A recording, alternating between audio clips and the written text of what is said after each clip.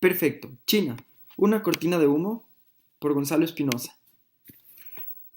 Para empezar, presentaré un poco las características de China como nación. China se construyó a base de poderes feudales, la división de clases sociales es muy marcada, una cultura milenaria intacta que sostiene, como por ejemplo, al taoísmo, al budismo o al confucianismo como las bases sociales. La base de sus políticas es el patriarcado. Se sostiene que China es un ejemplo de dragón dormido, no es una nación-estado, sino es una civilización-estado. Por otro lado, vamos a resaltar un poco los valores de la civilización china, con los cuales China busca realizar negocios a nivel internacional. Para empezar, la unidad. Pues los chinos sostienen que son de una sola raza. Es una civilización con varios sistemas dentro de los cuales se vuelve una civilización-nación, no un estado.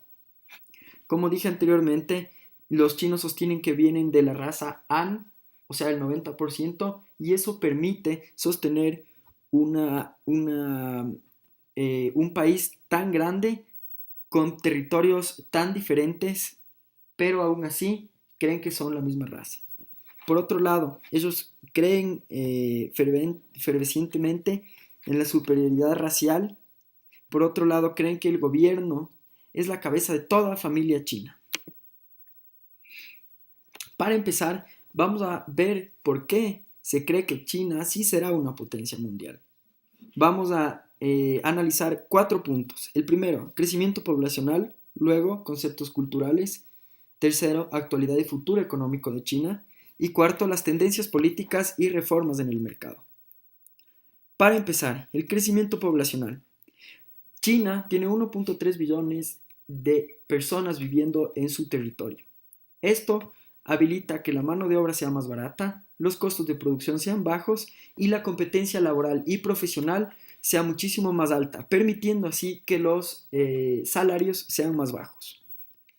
Por otro lado, se sostiene que los conceptos culturales van a permitir a China seguir siendo una cultura fuerte frente a otras regiones. El Estado es parte de toda familia. Por ejemplo, el Estado es el que permite a los chinos seguir viviendo y por ende los chinos están dispuestos a entregar toda su vida al Estado y a su trabajo. Los valores arraigados, como por ejemplo el taoísmo, el budismo y el confucianismo, ellos creen en su superioridad como raza, una sola raza que los mantiene unidos dentro de este inmenso territorio. Y por último, como ya les mencioné, religiones que permiten a los chinos ser fuertes frente a otras culturas. La economía de China dejó de ser agricultor, se industrializó.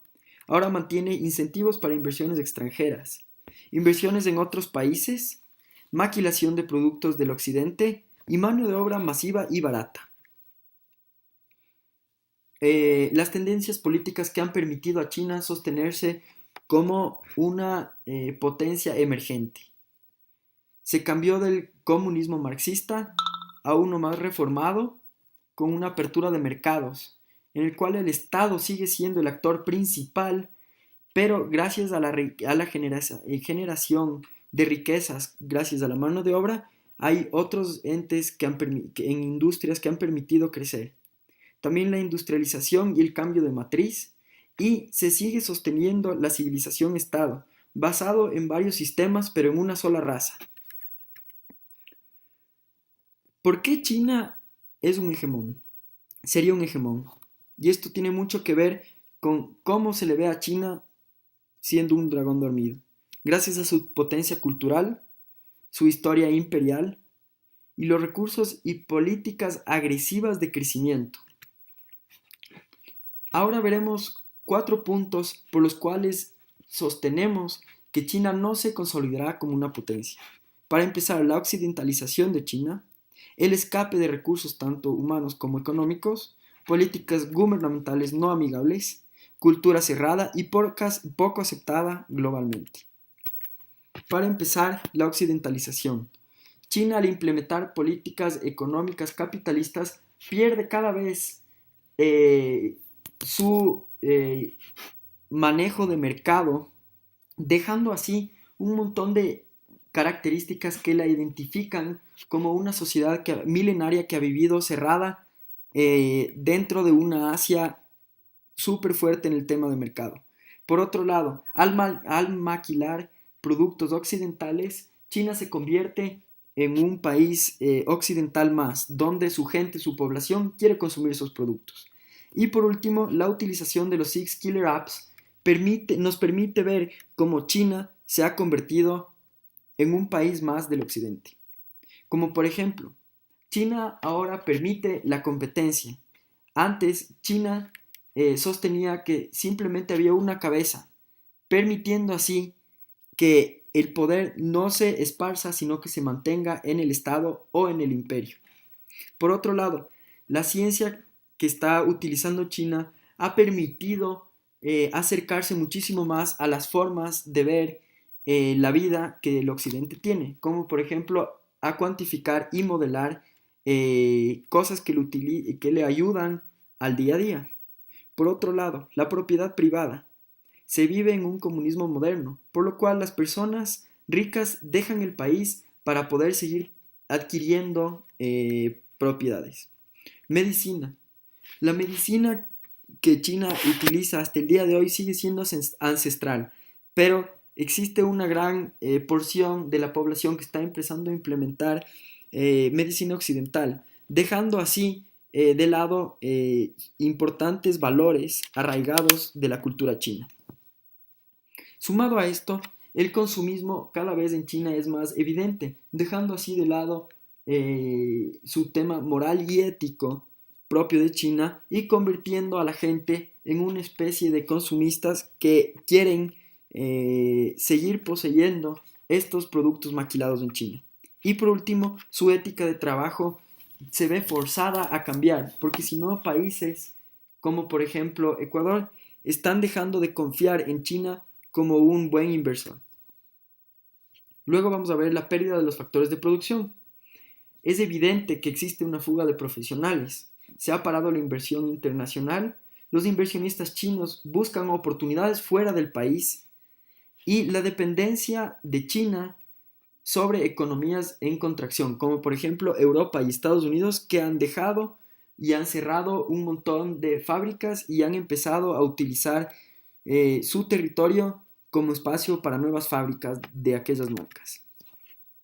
Vamos a hablar un poco de las políticas.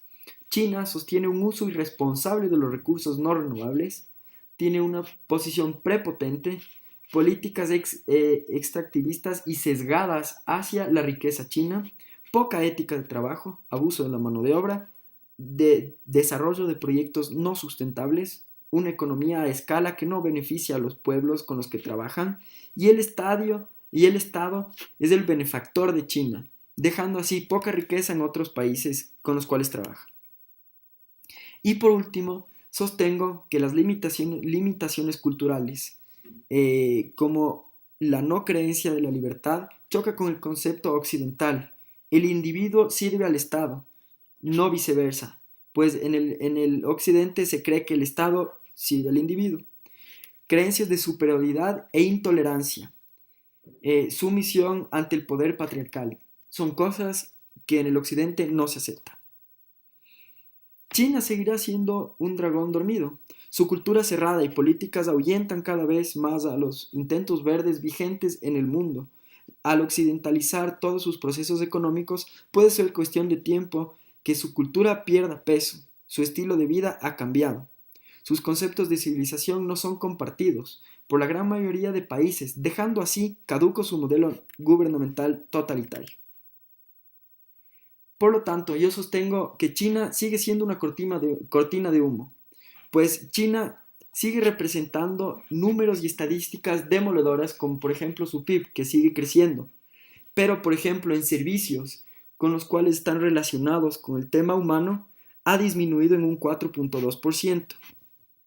Por lo tanto, los números también demuestran que China ha dejado de ser atractivo para el ser humano, volviéndose así un Estado en el cual es un sistema que el ser humano tiene que servir al Estado.